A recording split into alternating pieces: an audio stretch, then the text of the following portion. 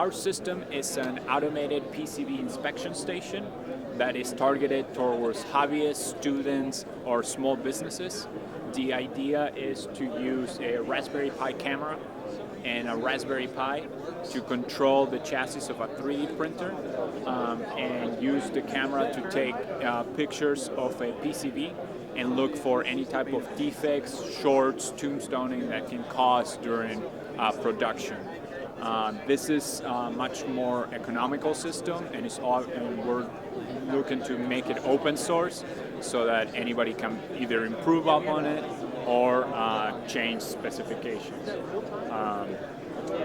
So far, the system costs about $800 compared to current systems out in industry that go ranging the tens of thousands. So.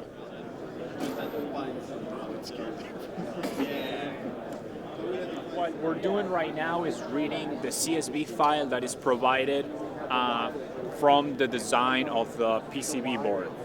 That CSV file contains the locations of the elements, and we read it through our program and then have the camera move to those locations to snap a picture. So in this case, the demo is just moving to about 10 components or so for the demonstration and just taking a quick picture of them and displays them for everybody to see. Some of the current systems that are out there right now are more geared towards industry, where they need to scan tens of thousands of boards a minute, and they have high accuracy, but they're obviously really expensive. They go in the tens of thousands of dollars. What we are providing is basically a much more economical system that it's geared towards students, hobbyists, or small businesses that only require inspection of a few boards at the most, and that they are usually doing them by hand themselves. So one example that we give is for all the students at NC State that are sitting on 306 soldering at 2:30 in the morning, they can use this system to scan their PCB after they're done to see if there are any shorts or any misaligned components. Okay, so our goal for our project was to create an alternative to the average pesticide-based disposable ant trap. And to that end, we've created a semi-permanent electrical ant trap. So essentially it steps up voltage using this PCB here. We've got a high voltage PCB on top, and it steps voltage up to around 1300 volts, and then we then send that to the bottom board whenever we've sensed that enough ants have gone into the device to kill as many as possible, just so we limit the power efficiency of it to as good as we can.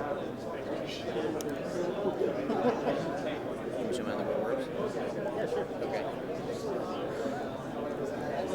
The board works basically by, like he said, the ants walk through a sensor on the board. So I'm going to simulate for you an ant walking through so you can see the counter working. So the LEDs count up to 16, and then when it gets up to 16, this red light will come on, which is indicating that the high voltage circuit is activated, and then that's when the ants will be electrocuted. So right now, you can see the LEDs lighting up. And then the high voltage circuit comes on, stays active for about 2 seconds, then it turns off, the counter resets, and then the whole process starts over again.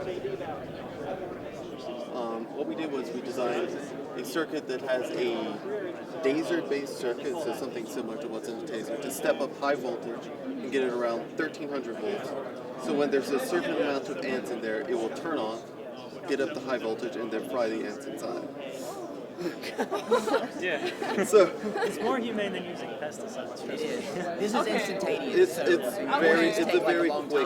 a very quick How long method. has it been in there? How would you lure the ants in? Put a Sugar cube in the middle, as you can That's see why right we here. put like a square cut out in the top PCB. Okay. Or, In the middle. so that you can just drop a little sugar cube in there and that should attract them. And it works. They love sugar, obviously. Yes. Yeah, they do. Well, we're Team 11, the Smart Thermal Beehive. So the purpose of our project is to help beekeepers, because currently there's a lot of labor intensive to go and check a beehive. So commercial beekeepers can have thousands of hives, and they physically can't go check them every week to go for disease or the health of the hive. So what it allows us is to actually provide a 2D heat map of the hive to come in and the beekeeper to go online and look at it, and it helps to monitor the beehive. And it also helps during the winter time because you can't open a beehive. So you go in and you can actually look at it and monitor the hive while it's the winter time.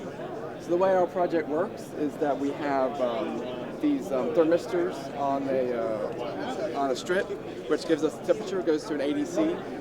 We'll use the MSP 430 to collect the data, and then we can actually transmit it over the cellular to a server. And from the server, you can see on here that we actually we display it, and the beekeeper will come on here and see what the actual the bee temperatures are inside the hive. But our sponsor is Alwyn Smith, and he runs Paladin Engineering, and he actually is like one of the biggest beekeepers in the area. So he has a whole bunch of different beehives. There's like 13 hives. Yeah, and then this is actually under Bear Crop Science, who's actually a big company that's looking into doing this. That's through his consulting company. From our sponsor, he's told us that there hasn't really been any study of this done recently, so we're one of the only teams doing this. But with this product, you can actually monitor the statistics of the beehive over a couple of years and determine when the bees are actually growing and when they're going into the winter, when they start shrinking, and when they're going to go swarm and then produce honey. So we were trying to make a smart grid system where energy can flow from a solar panel, a battery, and a load. A load can be on-site load, or it can be the grid itself, which is the utility company basically. So we could use the so if a resident put the solar panel on his house, he could use it. He have two options. He either use the energy in his house or send it to the utility company. So this is supposed to be a wiring diagram for our whole system. We had some issues halfway the semester, so we had to rescope the project. So we focused only in one part, which is the buck boost. And the buck boost converter basically controls where the power is flowing, and either the solar panel is providing the power or both the solar panel and the battery is providing power based on how much sunlight is available. So designing this buck boost converter involves picking out the capacitor and inductor sizes and the switching frequency of these two switches right here. There's some controls that calculate how often these should turn on and off to get the maximum power out of the system. And I simulated it in MATLAB to show how the power of the battery and solar panel add up to meet the load, which then meets that power request. Thanks. My name is Ibrahim Darwish, and I'm with three other members, Amr Haram, Sam Samara, and Mehdi Anayat. And this is the microlocation application for the Internet of Things. So essentially here we have a system where you can locate someone indoors, right? There's different scenarios like, say for instance outside, GPS is really accurate in determining where you would be driving on a street, but let's say you want to go inside. GPS wouldn't really be as accurate because satellite outside has a hard time propagating indoors. Therefore, we need an indoor localization solution. So what we have here is multiple beacons, as you see here, which hone in on a user's location. They broadcast data to a phone. The phone will pick up that data and send that data to a server that crunches down the numbers and plots back on the phone where you are in the room. And based on your location, we can tell you what things you're interacting with, such as a Christmas tree, a TV, or even a smart desk over here. And this is known today as the Internet of Things, where the future is going. And by 2020, they're predicting this is a $19 trillion industry. So it's really booming and accelerating in an exponential fashion. And I'm really looking forward to the future of this industry. Thank you. So our project, it's the Featherweight wireless microphone. So we initially wanted to have a system where we would have a very lightweight microphone inside of a headband where we would pick up a snoring noise from a snorer and then transmit that snoring noise to a receiver where the receiver, it might be implemented with a noise dampening system or a DSP algorithm that would try to at least dampen the noise that was coming from the snore through a speaker. And what I've got working here is actually the microphone portion of it. We weren't able to implement everything together, unfortunately, because we were constrained by time with some issues with the transmitter and receiver that we were using. There's just not a lot of information about it out there. So we started off with the Bluetooth solution, but because of too much delay and distortion, we had to move on to an RF solution. So we picked a transmitter and a receiver to communicate wirelessly that would pick up the snoring sound from the microphone circuit, transmit it wirelessly to the receiver, and then output that, and that would go to a DSP and dampen the snoring sounds. That would just minimize the sounds, and all these parts would go into a headband in a form of small components, and that would be worn by the snore victim. The parts we are initially working were RF M01 and M02, which is the transmitter, the part we got working. So from that we can send data from the bias circuit to the transmitter. So actually we can see 10-bit data that's going out of the transmitter on the scope. And we actually can demo like the parts she talked about. So this is a new transmitter and new receiver we got. So we're transmitting Senior Design Day, like text from the transmitter, and you can see on the receiver that it's receiving the text that we are sending. And if we unplug the transmitter, you can see that it stopped working. So yeah, so we got the wireless communication working between the transmitter and receiver. So like they said, but we don't have the entire thing integrated together. So your next step will be? We are actually in the second semester, so hopefully we have someone who can carry on this project forward and use the components we have to make it smaller and actually integrate them together. So we have 3 different parts of the block diagram. So we can have someone integrate this and put the components together in a snoring headband. It'd be nice if it worked. It's definitely something that I think would be useful for a lot of people. I mean, snoring affects 90 million people in the U.S. alone. So I'm sure a lot of people have trouble sleeping at night, and getting a solution that's not just like earbuds in your ears would be something that would be useful for a lot of people. I don't know if they'd want to wear a headband or use something else, but it'd be a kind of intuitive solution maybe to have a noise canceling system that kind of works a little bit like noise canceling headphones do. So, hi, we're Team Smart Soccer Ball. My name is Josh Puente. My name is Fan. Robert Dates. I'm Samriti Kulkarni. And this is our whole group right here, except for one guy that's currently missing.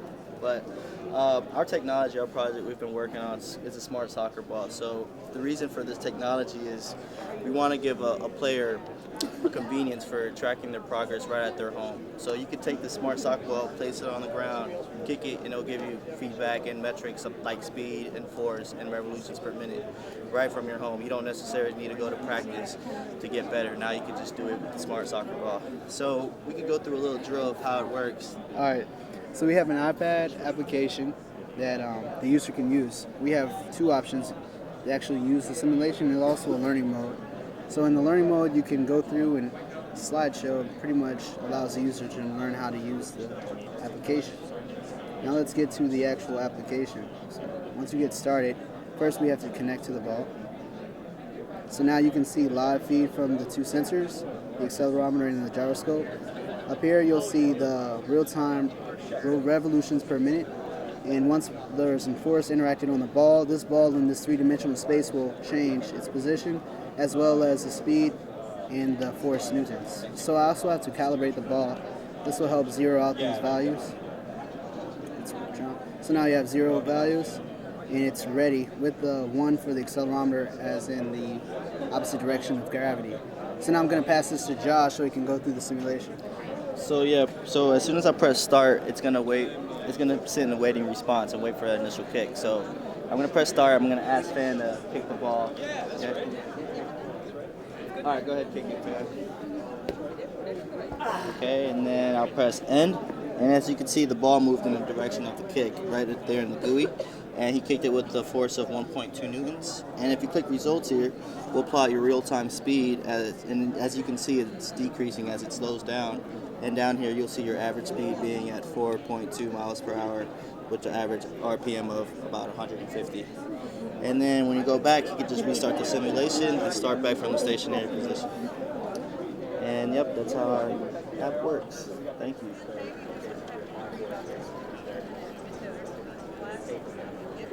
So we're working on the EcoPRT system, the Economical Personal Rapid Transit System, and its goal is to replace the Wolfline bus system eventually. And we have some concept art over here on our poster, and right here we see the car driving up above the Western Boulevard, I think, about 20 feet in the air, and it just drives along a track. And our part of the project is just to work on the on-guideway navigation system. So we have to keep the car in the middle of the track. It has wheels, there's no track like a train. We have to keep it in the middle of the track and detect forks and merges. So our small-scale car is how we've proved the concept of being able to do that reliably. So right now what it does is keeps track of which way it turned last, either left or right, and we do that through an index. Right now that index is very basic, it's just binary, a 1 or a 0, but we could expand that to be a full indexed array where we have theoretically an infinite number of what would represent junctions, and we keep track of where we've been through an index and just keep incrementing that and addressing the index of turns as we go along the track, and that would serve as our navigation through it. A server or something would give us a list of left and right turns to get to a destination, and then as we got to each fork, we'd look at where we've been and then look at the next one, what we need to do, and then adjust for that and go left or right. That's all there is to it. We had a base model of it a month ago. It took us, I actually have no clue how long it took us. I'd ballpark 80 hours of coding and prototyping with it. Once we had a car available to actually test. Once we got to that point, it's probably taken another 100 hours to get it as smooth as it is now, and a couple different code rewrites to get it to this point. For us, it would be continuously tweaking. I'm actually still making small changes here and there to make it smoother, adjust cooldown rates, that sort of thing. But next steps would be to implement the kind of pathfinding to give us a text file that we can use to get from A to B. And we actually have nodes on the track that represent something we could do. And one of our stretch goals was to implement a pathfinding algorithm that could get us from A to B based on through using our GUI. After that, once we start implementing like a real system, it would be having tracks going from like Hunt Library to Hill Library to multiple different places on campus. It could go out towards Cameron Village, downtown, maybe even places in Cary a little farther away, and serve as a fully electric, faster, and cleaner version of a public transportation system. We're working on a project with Freedom to control the batteries inside the DESD, which is the Distributed Energy Storage Device. So our main concern with our project is, first step is to insert a capacitive filter and work with the relays to control the capacitive filter, and so that it'll mitigate any ripple effect into the batteries and extend the battery's life. So that was the first step, and then the second step is we're getting new batteries into the system that haven't arrived yet, so we're waiting on those. So we need the batteries have a new communication protocol, it's called CAN, and so we need to be able to talk to the batteries using the CAN protocol and read voltage, current, and everything from the batteries into our user interface on the laptop, so that we can send start commands, stop commands, charge, discharge, all these different things that communicate back and forth to the batteries so we can control it. Currently we have just one module set up. It's for one battery, so where we can demonstrate using the computer switching on and off the relays, so that showing we have control over, this would be a relay for one of the relays in the filter, and then this is our relay for measuring. So we can switch those on and off using the Python code that we have, and sending a signal into the DSP, and then the DSP will communicate with everything. So the whole purpose of the project is just creating a communication system to control the distributed energy storage device, and trying to make it user-friendly so that when they make a product out of it, anyone can do it, no matter how simple, no matter their technical knowledge. So trying to make it like a user interface where they can easily control the batteries, and they can add this into their energy system so that it's a backup storage device where it's easy to integrate renewable energy sources, and they can add windmills and add solar panels, and it doesn't influence, because there's a lot of variability in those sources, so it'll damage your battery's life. And like, you might have receiving a lot of power when you don't need it from the solar panel, so it'll store that backup energy for a later time. So that's the whole premise of our project. Okay, all right, so this is Team 12. I'm Mid Patel. And I'm Mark Pengelly. And we're working with IBM's Data Power and Bluemix team. And what our project does is it works with IBM's current system of accepting proxy requests, and it improves on it. So currently it's a manual process where these requests are sent through email or via phone. And what we're doing is providing a more standardized method. Yes, so it's going to be a form where it accepts all the requests, gets sent to a database, and then the admin can go in and see these requests in a form, in a list-wise form, and you can accept or deny in a matter of like seconds instead of going back and forth over a week. Great, so more efficient. Yes. What's your next step with this? Or are you gonna? Yeah, so what we're planning on doing is handing it off to IBM so they can implement it into their current system internally, and they're planning on improving upon it by making it automated in the sense that now they can see the requests in like web page, but what they want to do is like extract that information out and implement it directly into Data Power, which is an XML appliance. But this process is a great job of streamlining what's currently going on at IBM. Usually this process their current process only does one request per week. Our process will allow them to do 10 to 15, which reduces the amount of man hours required to do the same amount of work. So we've been designing a device that makes a smartphone more accessible. It's particularly targeted towards users that have low vision, such as macular degeneration, to where it's difficult for them to see particular functions on their screen.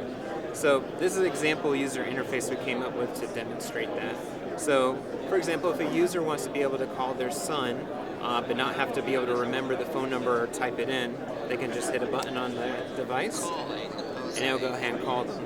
There's a little bit of a delay, so that if they accidentally hit a button they didn't want to, they can hit the cancel button.